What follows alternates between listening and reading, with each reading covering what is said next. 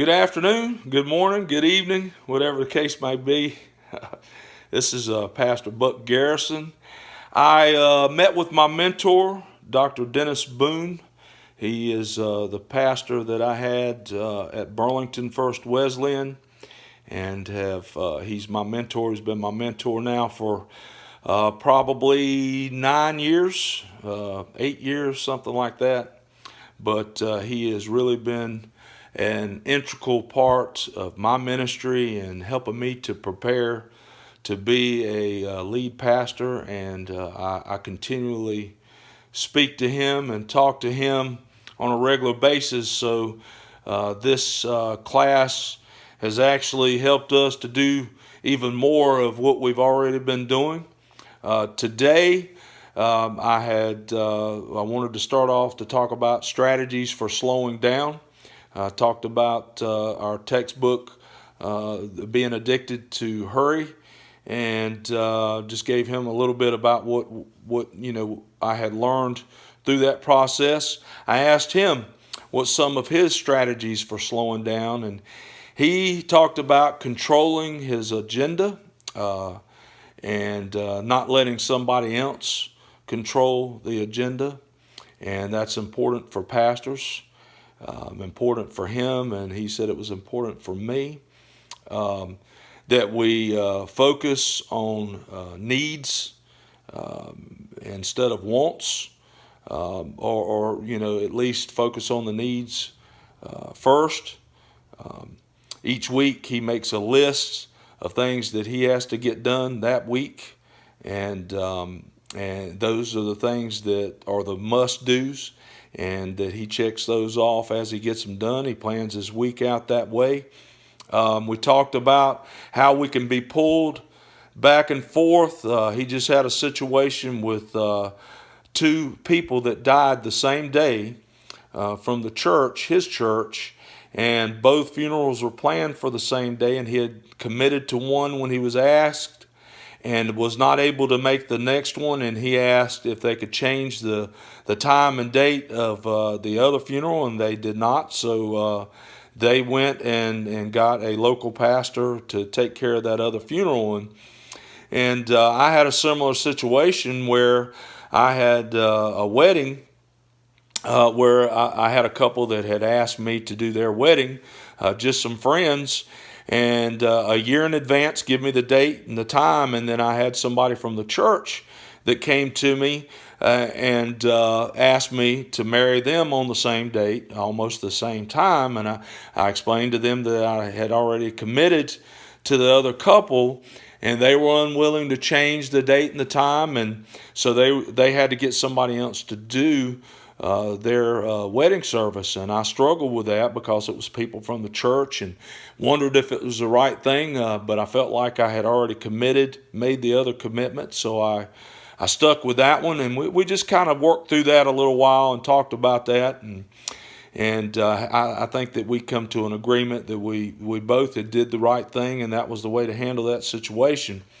He talked about Maxwell. He talks a lot about Maxwell and his assessment, and that we need to reassess our commitments from time to time, and reassess our passions, our goals for the church, and see where we are, see what we've got going on, and what's the most important things that we've got going on in the church, and what we may need to stop doing, and maybe what things that we may need to start doing, just on an assessment of what's going on in the church.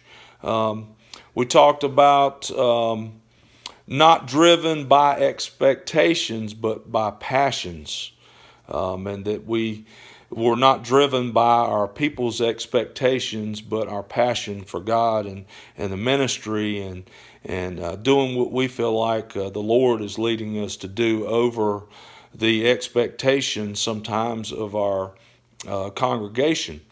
And then he talked about Keith Drury, a quote that he heard him or read from Keith Drury years ago: do what you've got to do and take care of those things, and then that frees up the time to do what you want to do. And we talked about sorting out priorities. We talked about how he had a congregate, a person in his church early on that was dying, but he was building his son's swing set, and that he was called, and it was his son's birthday, and he had to get that swing set done for his birthday, and the priority, and he got there to the person from the church that was passing away before they died, but the family had left. Some of the family was upset about it, but they talked through it. They forgave him, but they left the church. And we talked about that, and he said that, that was a difficult thing that he went through, but he felt like it was a priority for him, and he still feels like he did the right thing. I talked through a lot of things that I've got going on, Fellowship of Christian Athletes at the local high school, and we talked about balance, burnout, the church or me, making free time. We talked about spiritual warfare, how one negative can knock out 100 positives. He talked about some Barna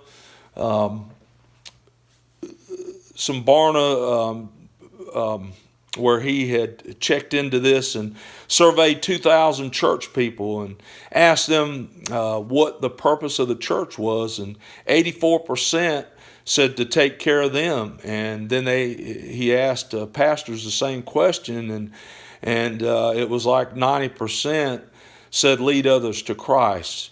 And we feel like we're in the me generation, and sometimes we feel like a big majority of our church or some of the people in our church do expect you to take care of them, and that's your main job. And I do feel the pull sometimes, but I do feel that I do have a good church congregation that understands my commitment to them and my commitment to doing what's right and what I feel like the Lord is leading me to do. We talked a lot. We talked about probably about an hour and a half, an hour and 15 minutes or so, probably closer to an hour and a half, but it was a good conversation.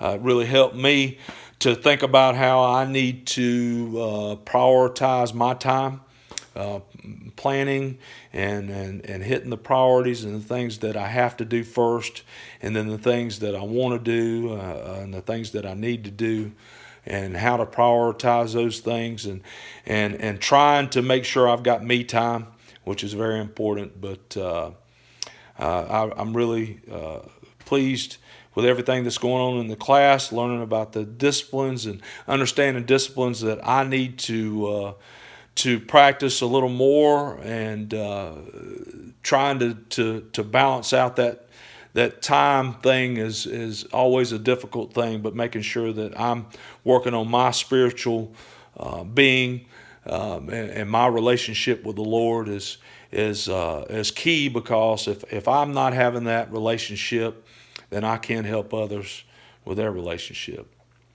Thanks so much. God bless.